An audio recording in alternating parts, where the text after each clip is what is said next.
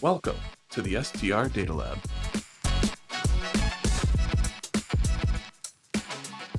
Hello and welcome to the STR Data Lab. I'm Jamie Lane, Chief Economist at AirDNA, and I'm joined today by Michael O'Connell, founder of Happy Guest. Michael, welcome to the show. Thanks for having me on, Jamie. It is a pleasure to be here. I've seen a lot of really awesome guests on this show, so it was a bit of a surprise when I got invited. So I'm humbly here with you. Yeah, episode 138. So there's been 137 better people before me. So we've also had some repeat guests. So okay, well, like 130 per se, you know. No, and in some of your prior roles, you have so much experience across the industry. So I was super excited when you launched Happy Guest, and now super excited for you to come on as a founder to talk about sort of the white space that you saw in the industry and what you're bringing to market. And I think for our audience, which is in a lot of ways like small owner operators, Happy Guest seems to really speak to what they might need to really up their game in the short-term rental space. Yeah, I think you nailed it with that. There definitely is a lot of white space in the industry, and there still is going to be. And I love seeing, new companies pop up that kind of solve some of these pain points, us being one of them. I can talk a little bit about the journey, which kind of got us here, but you talk about the smaller owner operators, like that's me. We operate a small little, boutique property in South Florida. And, we're running guests through our place all the time. So we're seeing it, real life, what's going on and trying to solve these problems that smaller owner operators run into every day. Right.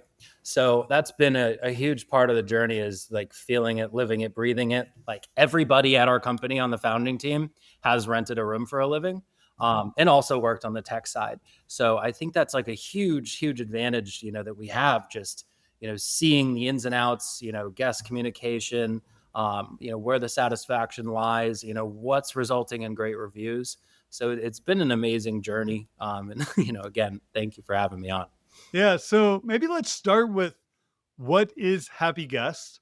And then I do want to get a little bit into your journey, because I feel like all the different spots you've been over the past couple of years helps maybe tell the story about and why you built or are building what you are. Yeah. So what is Happy Guest? Happy Guest is a guest management system. So the idea behind it is it's kind of an all-in-one check-in solution that's going to handle everything post-booking, right? So it works in conjunction with your property management system. And what's going to happen is a link gets sent out. Again, the guest does not have to download anything. It's a full-fledged web app. And from there, they're going to begin their check-in process. So it's a fully guided journey. If you have rental agreements that you need, especially with direct bookings and everyone taking bookings from other channels, it might be a really good time if you don't have a rental agreement, to look into that. I'm not saying that you need to use us, but I think we're the best.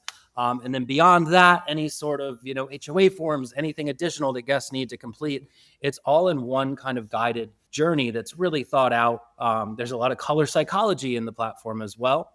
And then once they've completed everything, it's going to tease upsells at them, going to tease early check-in, late checkout, things like that you can actually, add some ancillary revenue into that reservation.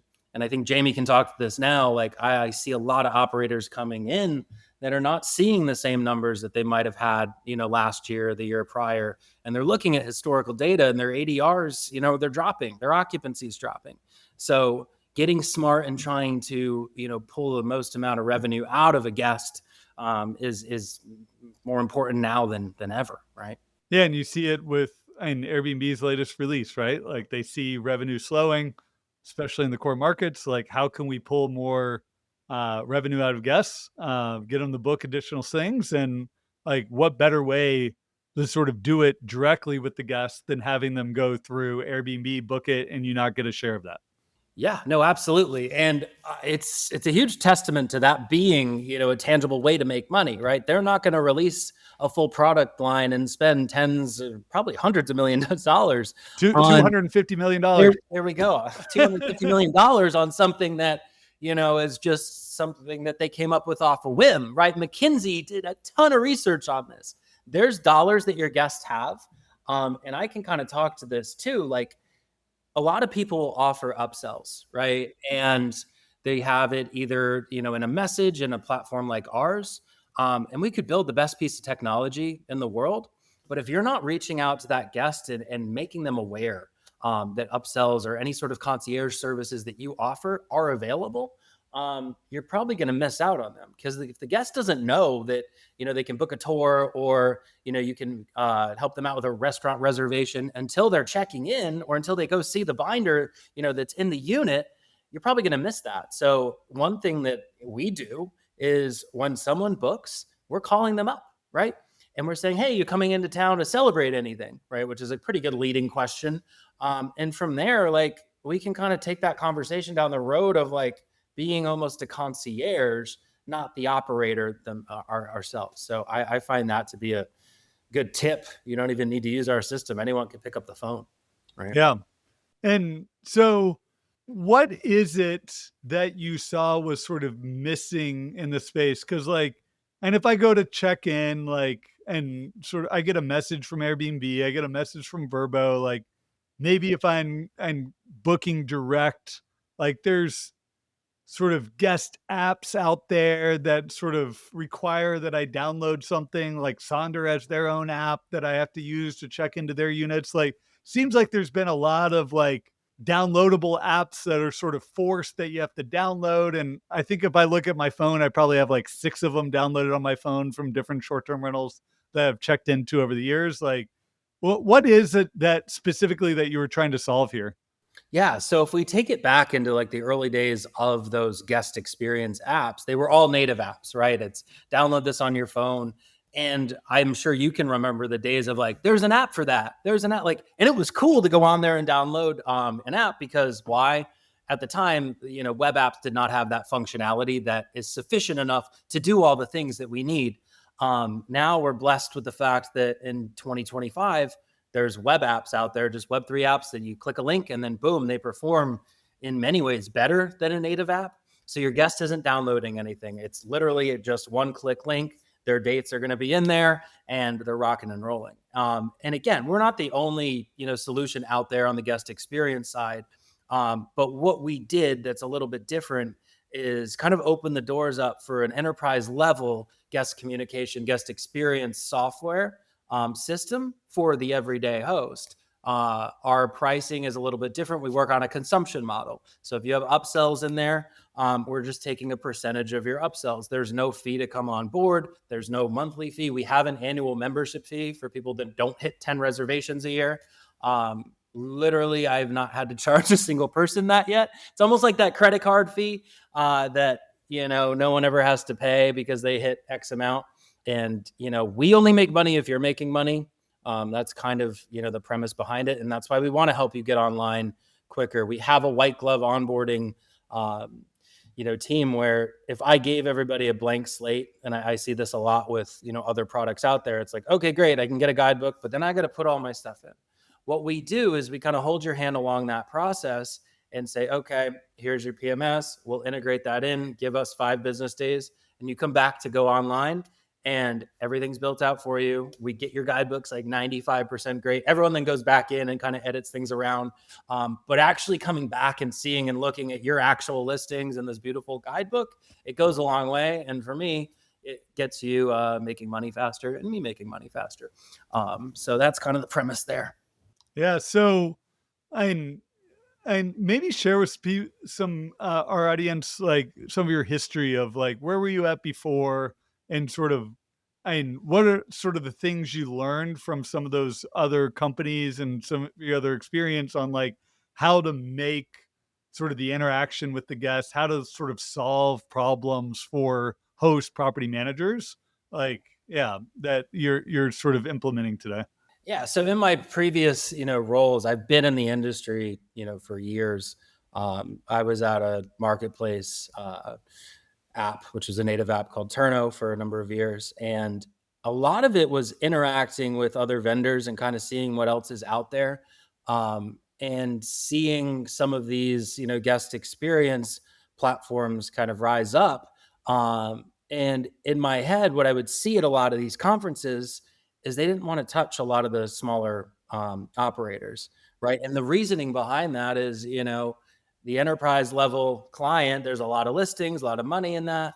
And a lot of stuff was kind of customized in that sense. So there'd be kind of higher onboarding fees and then per month per listing cost. So, coming from a solution that was free and kind of knowing that consumption-based model, I kind of saw, and the team saw a real opportunity, to give that technology to any host as long as they're, API connected through a PMS, which a lot of people in that, that are taking bookings from multiple channels or probably listening to this are.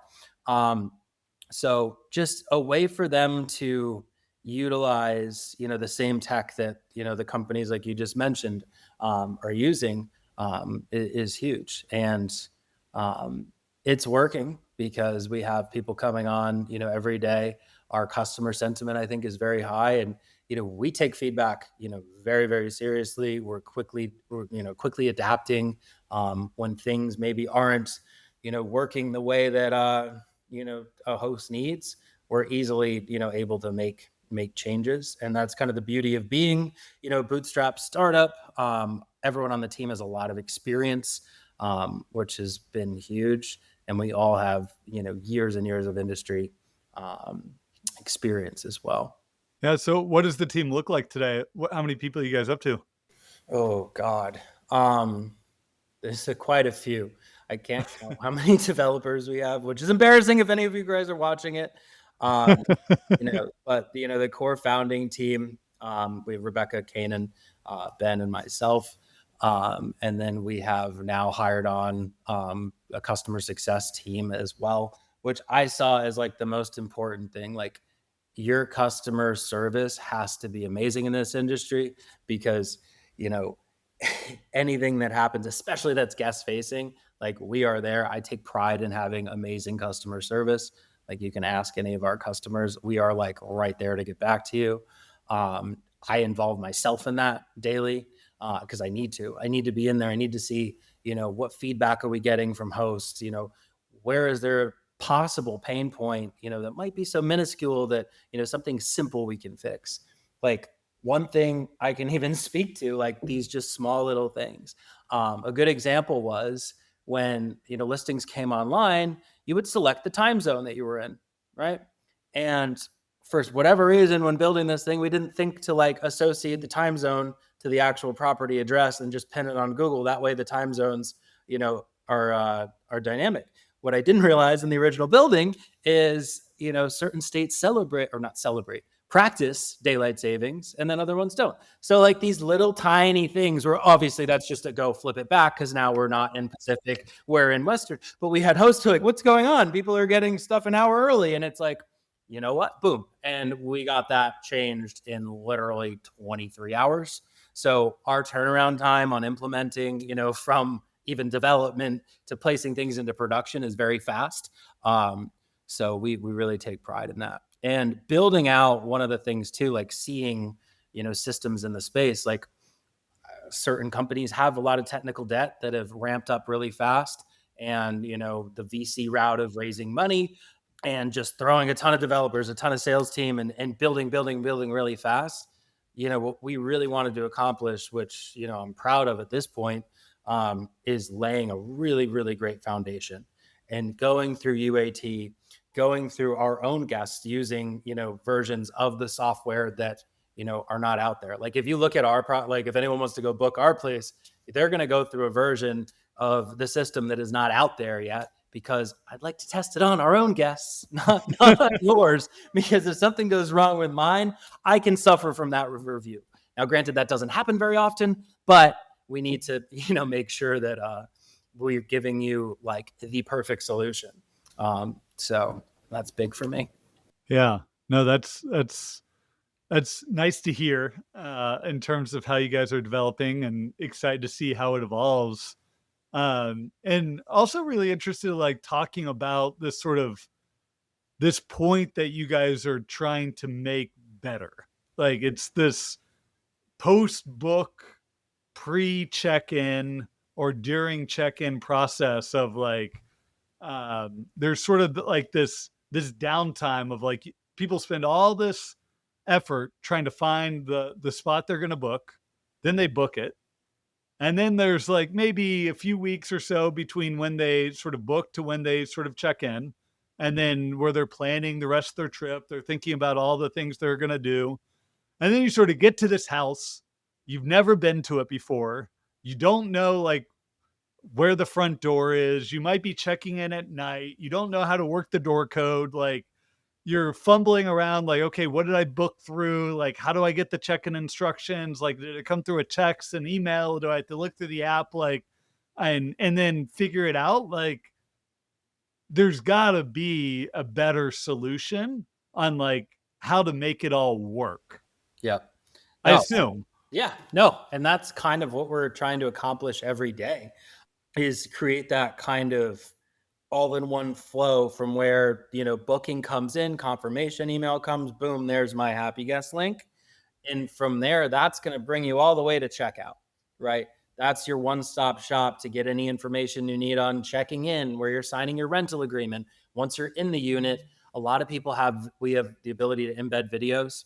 I'll tell you, a 15-second video on how to work a funky appliance, on how to turn on a weird fire pit. Not that I recommend having fire pits, hot tubs, things like that. One that I've seen recently, which was funny, is there's this weird like pull-out couch that one of my buddies that's an operator has in a bunch of units. And there's this little lever on it. And if you don't flip that off, it'll like snap up in the air. And he's like, no one does it. And then they're like, the thing's going crazy. So guess what? We put a 9-second video in, and guess how many, complaints we've gotten about that. One rule of thumb too, that we've always implemented in like the hosting world is if two guests ask the same question, we're doing something wrong on our guidebook. Right. And that's when we're, making a change. Now there's ones that, inherently are really bad at, reading. So videos, we actually can prompt like a welcome video that they, need to watch within that, guest journey, that pops right up on you, which I think is really helpful. And it personalizes the stay too. Like in today's world, what I see a lot of is OTAs kind of rewarding flexible cancellation. So one way to really get ahead of that and feel a little more comfortable is, say you turn on flexible cancellation, these people might be booking 3 or 4 places, if not more, right? You see that a lot where, okay, we know we're going to San Diego this week. Let's book 4 places and kind of just, figure out what everybody wants to do. If I'm one of those 4 and they book, they get the happy guest link, they get a personalized welcome video, this fun kind of, guide through where it's showing also, the local guides and experiences that they can book. That's going to be a step ahead of the other, 3. So right there, you might have a better shot. And then take it a step further. If you actually reach out to that guest and say, hey, did you know we offered, early check-in, late checkout? If the other 3 people aren't, reaching out, odds are you're probably going to save that reservation that you might not know is a potential not reservation. So I'm a big proponent of like Ben Coleman, one of my boys, calls it flexing on your flexible cancellation, because you can kind of take that risk if you can kind of get in there and offer ancillary services that are going to make them, book. We had one where same thing. I know this guy was definitely booking a bunch of places, and he told Kanan, he's coming in to celebrate his girlfriend's birthday. Next thing you know, we have an upsell and the place is decorated with balloons. There's a video coming out. It's amazing. Like, cause this decoration was awesome. Yeah. And I'm like, wait, we have a birthday upsell? Now we do. Right. So you were able to add stuff in. Like, you can get creative. We're in hospitality. You got to remember, like, we're here to, service the guest. Like, we can't be grumpy about it. And it's fun. It's exciting. Like, have your ops team or your cleaners, like, go to Party City if there's still any open, get some balloons. Look, guarantee you that person's not giving you a 4-star if they walk in there and it says happy freaking birthday, Jamie. Right. So I like to just have fun with everything these days. And some people don't like it. But I think that, it's the way we have to operate. Like, there's going to be a lot of downs in the world of, hosting. This too. You're full-fledged in it, right? But we got to look at the whole, like, at the end of the day, we're making people's memories. They're going on these trips. Like, that's kind of what makes me, sleep at night with a smile. So that's what we're trying to build here. Yeah, I got my first guest that told me it was their birthday that they're coming for, and I got so excited. Went Yeah. on Amazon, bought this happy birthday signage, See? told my cleaner about it, like set it up for the next guest. They did it. Are you making any money? It was the wrong guest. They weren't coming for another 2 weeks. I was so excited. I told the cleaner the wrong guest that it was coming for. See? But it's still something. It's so funny, right? At least you're trying. It's exciting. Like, it's like, I'm coming for a birthday. That's like my favorite leading question. You coming to celebrate anything? And if they want to be a jerk and kind of, not engage, then great. But most guests, they're happy. They're getting out of wherever they're, coming from. It's exciting. And that's kind of why we have the colors we do. It's this fun, exciting, either going on vacation, even if it's a metro, kind of unit, people still might be coming to celebrate something special. Like, we have most of the legal units in New York that are on the platform. And, it's metro state, but people are excited. They're coming to a Broadway show. They're coming to New York City for the first time. We get a lot of international guests too that go to New York.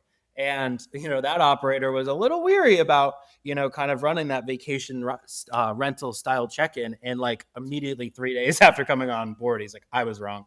And there's a lot of thought that comes into the flow and how the guest moves along. We've had a ton of guests now that actually are like independent operators that actually have stayed at a rental, checked in with it, and then come and booked a demo. And it's like, oh, I was staying at this property, in Destin, and I saw it and I need to have this. And I'm like, that's really cool. like really cool. So yeah. Way I've heard it described too, of like when with all these flexible cancellation policies, of like when you sort of get a booking, like essentially it's like a qualified lead. Like, and now it's really upon you as a host to make sure that guest is actually going to stay in your place versus the others. So doing personalized videos and offering things that maybe they can't get at any other place. Like, you've got that lead. Now you need to make sure you close as quickly as possible and make sure that they're going to choose your property. Cause maybe they went out and booked 4 different properties, but before that they had the option of 200 or 300 different properties. And now, you've got them choosing just between you and a couple others. You absolutely want to make sure that you're the one that's going to get chosen for that stay. Yeah. And I think that's fun and exciting. And when you sell them something or you get them to agree to like, hey, we're going to decorate for your birthday, right? Even if you're not charging them for it, you can pretty much mark that down as a lead that's going to close. And it's going to make your lead times a lot longer. And now more than ever, I'm seeing lead times shrink like crazy. I don't know if your data says the same thing. Oh, absolutely. It's okay. We were talking about it today of just, man, it's crazy how like lead times are shortening heading into the summer, because it is really scary when looking at forward pacing. It's like, holy shit, people aren't booking. And then you get closer to the stay, it's like, oh, they're staying. Like, so look at the historical data and it's like things are okay. Yeah. You look at the future data and it's like things are worrying some. And then you sort of marry it with the lead times. It's okay, people are booking. They're just waiting a whole lot longer to book than they have done in the past. Yeah. And if I can make my far out pricing, a lot more competitive, put flexible on, even if I do lose that, I know that, like you just said, a lot of the historical data is showing that occupancy isn't taking a massive hit. So guess what? I probably can get rebooked, but the likelihood of keeping, these far out bookings is a lot higher when you implement, a strategy around flexible cancellation. I see a lot of people will be like, you know what, let's try it out. We'll turn it on. And then they do nothing with it.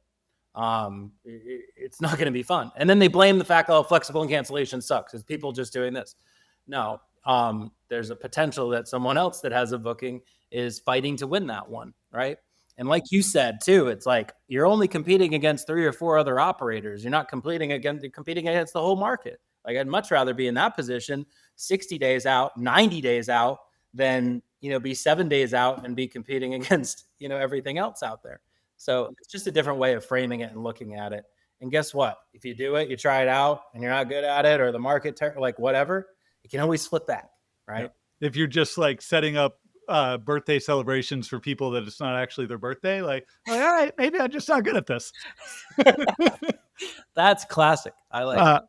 So, and the other sort of pushback I hear from people, and this sort of industry evolves and we think about more automations, is that there's sort of a push pull of I want to automate more and more, but as I automate more, it feels more impersonal. That I'm not like I'd love the check-in. I'd love to be there in person for each check-in experience. Sort of welcome each guest, give them some cookies, like make it great, but like that doesn't scale, right? So like how do you feel about and how do you think about sort of automation versus hospitality and sort of making things feel more personal?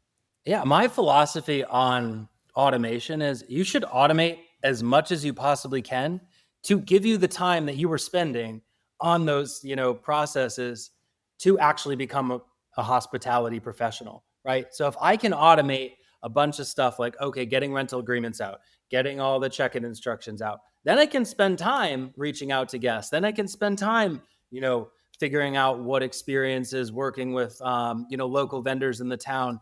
Like, and the other thing about tech too, and I do own a tech company, and I can refer to like my father when he goes and books something. If he's staying somewhere, I see a lot of people that have like a QR code scan for the guidebook, which a lot of people utilize with our system, right? It's like a static link in the unit. They scan it to get a guidebook. My dad is not going to ever scan that thing, right? So in my units, what we do, and this is a pretty nice little tip for you, we get these beautiful like Sunday New York Times newspapers done up, and we do one for each season. Guess what? There are a bajillion printing presses left in the United States and not a lot of newspapers in business. So you can get these done out really, really cheaply. You can have all the local events and things coming up in the next couple months. Some people have even gone as far as to like go to local vendors, get little discount coupon books out of that. Just really, give that guest an experience. Because guess what my dad will do if that's sitting on the coffee table? He's going to pick it up and he's going to read it. And from there, they can take it home with them. They need to be really well done. I can point you guys in directions on how to design them. Like, just don't throw a piece of paper out there. But things like that, like tangible things in the home, I'm a huge fan of, because that, creates that sense of hospitality. And I really love physical, tangible things mixed with technology go a long way. Because I could go on and on. There's a lot of people that are never going to want to, go through an app, right? I'm one of them. Like I'm like, wait to the last minute. Like I am not getting to my guest app until it's, an hour before check-in and I'm on the front lawn. And we've also built Happy Guest to accommodate that kind of traveler, right? So it's a quick, easy, check-in process. It's funny. I see like the data on when people are doing it, right? So like there's a lot of folks that'll do it right after booking and they get all their check-in instructions and pre-arrival stuff ready to go, depending on the operator and what they require. And then there's the people like me that are literally doing it day of, night before. So we make it easy for everybody. Oh, that's great. So for the hosts that have already sort of started working with Happy Guests, what have you seen as the impact on their businesses? Like, are you able yet to start measuring the impact on ratings, loyalty, revenue of guests that have implemented this and the changes that they've seen in their business? Yeah, I mean, I haven't dove into the data and people keep coming on and no one's really leaving. In fact, no one's leaving. This is the STR Data Lab. I know. We got to talk about some data, okay? Yeah. The data that I can tell you is there's a lot of operators that didn't have a meaningful way to facilitate upsells, that weren't doing early check-in, late checkouts, or monetizing that. In Happy Guest, we have a module built out that automates early check-in. It works with the cleaning or inspecting team. So that system is going to be completely automated. So for anyone that isn't doing upsells, the data is going to be, if you sell one, you're net positive on this, right?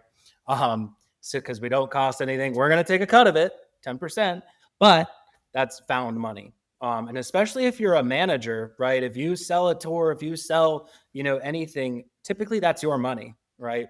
A lot of management companies, what they're really good at, these big professionals, and Jamie, you can attest to this. A lot of them make a lot of their money off of, ancillary services. Like they're doing in-home private chefs, they're doing experiences, tours all up and down the panhandle. Every single one of those management companies has a golf cart rental arm, and the homeowner is not getting a cut of that. So sorry to blow that up to blow up their business model, but that's your money, right? You're getting this guest that's going to come in that's a prime candidate to sell something to. And if you don't want to sell something to them, what you can do is utilize the system to make their, experience, that much better, right? But I'd probably try to sell something. Like one thing you could implement, Jamie, with your STR. So my cleaners, I hope they're not listening, but for the history of time, they've thought that checkout's at 11 a.m. Guess what time it actually is? 10 a.m. So I always can automatically upsell 1 hour. And we charge $30 or $50 depending on the seasonality. And guess what? That person goes in and they say, request a 1 hour late checkout. And it goes, boom, congratulations. You got it. Hits your card, right? And it's amazing because we sell a lot of those. Now, granted, a lot of them come in at very late at night or at 9:52 a.m. I see people that probably went out for a few drinks that are rolling over. In your market, in Georgia, it might be mom and dad that just want another hour to, gather themselves after a week. And that goes a long way. And if you can automate stuff like that, where they don't even have to reach out to you saying, hey, can I stay an extra hour? It's popped up. It's right there. You know what? I'll buy it. Fine.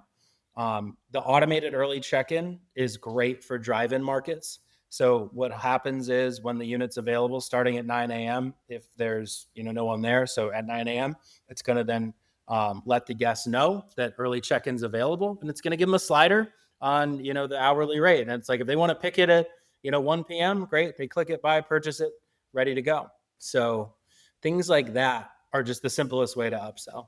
Yep. And then while we were talking, I just got a message from a guest. It says traffic wasn't as bad from Florida as anticipated. Can I check in now? You are shitting me. If you had Happy Guest, Jamie, which we're probably going to sign you up right after this, they could have literally just purchased it and you could have made money while we were on this podcast. But instead, you're messaging back and forth. Oh, this is like a sales call. I feel like I'm on a demo right now. That's amazing. Yeah. But I would suspect if we were digging into the data, if we're going through how a guest can review you on Airbnb, if you're going through, right now I send all these messages at different points. If you're going to an app, and we do have our sort of guidebook, but we're looking to, and I'm assuming we're going to see hosts that are using Happy Guests probably have significantly higher check-in scores than someone else where I got a video on how to get into this house that has this complicated lock. That's way better than our how to use the hot tub. I think I've got 6 different photos where I'm trying to point to where the latch is and how to use the lift to get the cover off. There's, yeah. And then on actually answering questions about the property, of having this sort of point that you've already gone to where you can see how to do things, all these are sort of ultimately trying to get to a happier guest, better reviews coming out of it. Right. Yeah. And one point where I have seen real good tangible data, if you have an HOA, if you have municipal requirements, like the island I live on here in Rhode Island, every single town requires a rental agreement, signature, and car registrations are in one town here. So things like that, if you are currently messaging back and forth, having them use a DocuSign or go to a Dropbox back and forth to get that necessary information and not using something like this, that's where you're going to see a huge turn in, your overall check-in sentiment. And you might think, oh, it's bad score because the town's making me do this or the HOA is making me do this. Our system automates that process. And that's really the core reason behind it is there isn't really a good rental agreement solution for, the small host. Because if you look at let's say a DocuSign, you're going in there and you're editing the dates yourself, you, Mr. Host, right? Or you're not having them on there. and then, letting the guest enter it, that's a process in itself for the guest. So no matter what, there's a friction point if you're not using an STR specific, rental agreement solution. And our rental agreement lives right within the platform. So when they're signing it, it can be in like 11-page document, and it's this small text that they go through, and we actually make them initial on all the house rules. And if you have fines in there, make them initial those fines. So after this day, if there's an issue, you're going to submit this rental agreement back and be like, you smoked in the house clearly, or you had a pet in here, you didn't tell us. Things like that are huge. So yeah, there's a ton of increase on check-in when it comes to people that have those weird, quirky things that they need. Like if you're in a building, if you are required to collect IDs, right? That's a huge thing in a lot of places. You can run that through our system, so you're not going back and forth and having them send the ID in the messenger, and then you're dealing with compliance and purging the ID. So just come to us, not to be super salesy. No, that makes sense. So, Michael, we've talked for about a half hour. We're coming up on the end. Is there really anything else you think, and from all your experience now and sort of hosting, working at all these companies, building now a tech app, like that you think our listeners should sort of take away from the conversation? Yeah, I think that people might be kind of stuck in their ways of, doing things. If it ain't broke, don't fix it. But, change is kind of inevitable, right? We're seeing a lot of change in the market. Like you just said, lead times are shrinking drastically. It might be time to kind of reevaluate, your tech stack, because there's a lot of new things out there, like our solution and a ton of other new solutions that are really built with hosting in mind. I see a lot of legacy systems out there, that have this foundation of what hosting was 10 years ago, or what vacation rental management was 20 years ago. So a lot of our tech is built off of like our experience as hosting and as hosts. And, it's really there to make your life easier. And don't panic. Like our system, we white glove the whole thing. Like you don't have to build anything. I think a lot of people, the big takeaway is everyone's scared of change because it's more work for them. And, you could potentially screw things up. We will handle that. Like I can give you a list of hundreds of customers that will attest to that didn't believe me at first. Like you come on, you do a little kickstart call, we grab everything from you, integrate your PMS, and then a week later, you come back for a go live call and you're live.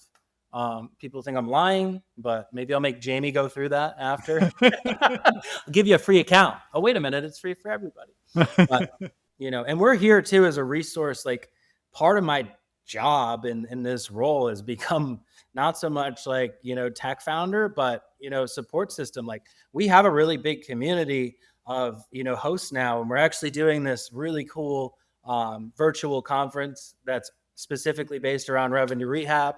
Revenue rehab is what it's called. It's revenue management. I keep saying revenue rehab. We're going to come, kind of fix up your pricing. Jamie's going to be speaking on it. So kind of holding these, community-based events. This is open to anyone too, where you can kind of interact with other, hosts that you might not see on your day-to-day. And, everyone on our team has loads of experience. Rebecca was managing 700 listings. These people have experience in the space, and, we're here to help. I get a lot of questions to my email that have nothing to do with Happy Guest or guest experience or anything we do, and I'm happy to answer them, right? As much as I can. I'm not, the leading expert, but or I can put you in the direction of someone who can help, right?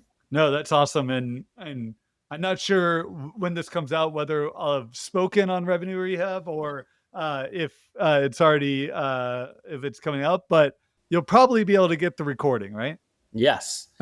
Yes, you will. The only thing you won't get the recording for is our last session is called the Great Rate Debate, where we have this 3 CEOs of Beyond, of Wheelhouse, and Price Labs. They're going to be on one stage. We have a real news anchor, CBS news anchor, coming on to moderate it, who's not biased at all. I think it's going to be a lot of fun.